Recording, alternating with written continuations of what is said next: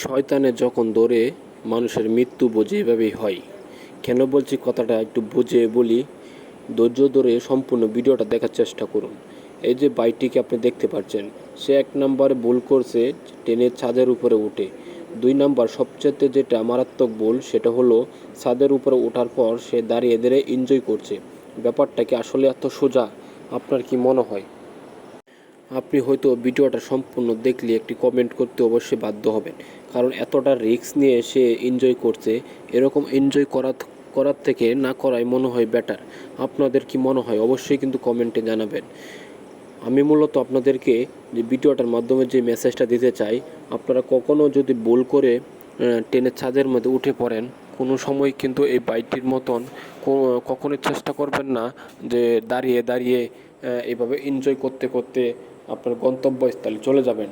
গন্তব্যস্থল যাওয়ার আগেই কিন্তু আপনি পরকালে পাড়ি জমাতে বাধ্য হবেন, কারণ এইভাবে রিস্ক নিয়ে চলাফেরা করা কখনোই মঙ্গলজনক হবে না।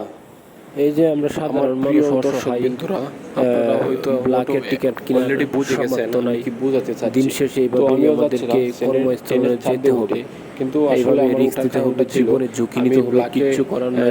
টিকিট কেনার মতো সামর্থ্য আমার কাছে ছিল না, এবং আপনাদেরও আমাদের যদি সঠিক যাত্রার যে ব্ল্যাকের টিকিটের যে পরিমাণ তাহলে আমাদের আজকের এই ট্রেনের ছাদও ওঠা হতো না। সাধারণ মানুষের কাছে এই বাইকটি যাদেরকে আপনি দেখতে পাচ্ছেন, আমার গন্তব্যস্থলে যেতে দেখাচ্ছি, ওই বাইকটি এভাবে রিস্ক নেওয়ার কোনো প্রয়োজন ছিল না। সে কখনোই ছাদে ওঠার সাহসও পেত না। এই দেশের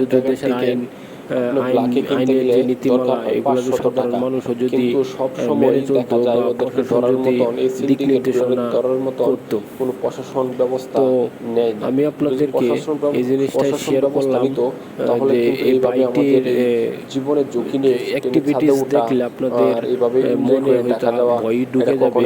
আমিও ভয় পাচ্ছিলাম, কিন্তু কিচ্ছু করার নাই। তো ভাবলাম আপনাদের সাথে একটু শেয়ার করবো যে আপনারা এই পথে কখনোই আগাবেন না। ঘটে যায়, এটা দায়ভার কিন্তু আপনাকে নিতে হবে এবং আপনার ফ্যামিলি এটা সাফারেজ হবে। সো আপনাদের রিকোয়েস্ট ভাই, কখনোই এইভাবে এই বাইটির মতো পাগলামি করবেন না, তাহলে কিন্তু পরকালে পাড়ি দিতে হবে বাধ্যতামূলক। অল্প সময় আপনি এনজয় করার জন্য সারাটা জীবন বুক করতে হবে দুঃখ কষ্ট, যেটা বুক করবে আপনার ফ্যামিলি। সো এরকম করার দরকার নেই। আপনি ট্রেনের ছাদে উঠছেন, সমস্যা নাই, আপনি বসে বসে যান, কারণ আপনি যেভাবে নড়াচড়া করছেন দেখলেই ভয় লাগছে। এবং আমি এই সতর্কমূলক বার্তাটি আপনাদের মাঝে শেয়ার করলাম। আপনাদের যদি মনে হয় যে ব্যাপারটা শেয়ার করার দরকার, তো আপনারা ভিডিওটি অবশ্যই শেয়ার করে দেবেন। আর তাও যদি না পারেন, আপনাদের কাছে রিকোয়েস্ট, এই বাইয়ের ঝুঁকিপূর্ণ যাত্রাটি আপনাদের কাছে কতটা রিস্ক মনে হয়েছে আমাকে জানাবেন। ধন্যবাদ।